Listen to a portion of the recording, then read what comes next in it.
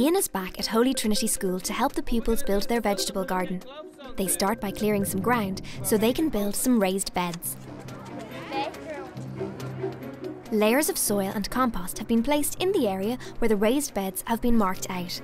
Then the pupils place wooden frames around the soil that will keep the new raised beds neat and tidy and allow the pupils to work on the plants easily. It's important to fertilise the soil in the garden to prepare it for planting.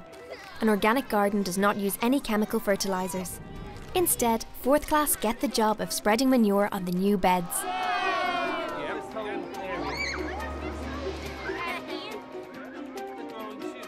One of the first crops to be planted in the vegetable patch are potatoes. When you're planting a potato, you have to put it this way up and then you put it in your hole.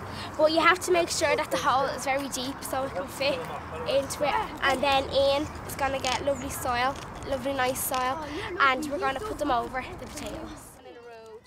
In another part of the vegetable patch, Niamh shows 4th class how to plant garlic and shallots. Yeah. The crows are going to think they're worms if they see them, so you just take out your lollipop stick and put the garlic in and bury it a little bit, not fully, just like that. It's also a good time for the pupils to transplant the broad beans that they sowed earlier in the year. Oh God! We dug out a piece of soil and we put them in the hole that we dug, and then we just put a bit of water around them. And we're putting bamboo sticks around them, putting a bit of string on the bamboo sticks so they won't blow down in the wind. You can place raised beds for vegetables and plants directly onto grass or concrete. Decide on the shape and size of your bed and build a frame to match. Fill the bed with a mixture of compost and soil, making sure that you put fine compost on the top of the bed to make planting easier. The pupils are keen to plant an orchard and start by planting some apple trees. They dig holes twice as wide and deep as the tree's roots. They will also stake the trees to protect them over the months ahead. No, keep going.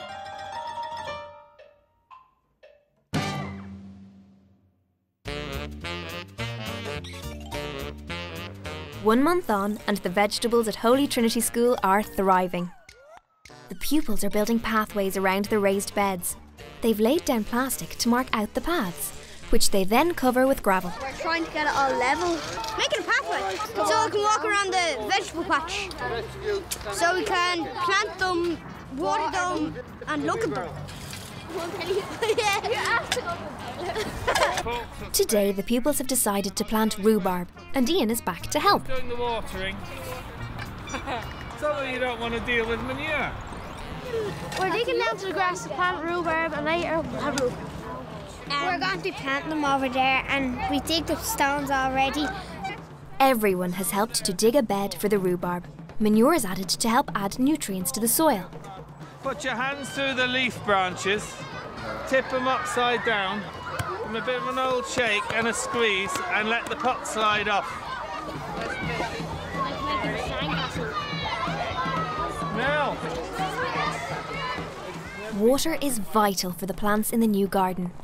A water gauge will help the pupils to learn how much rain falls in the garden over the year. The rain gauge, they measure what the rain is. Yeah. It's going in. Grand.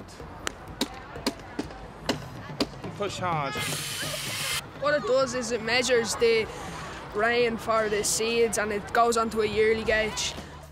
In springtime, you should carry out the following tasks.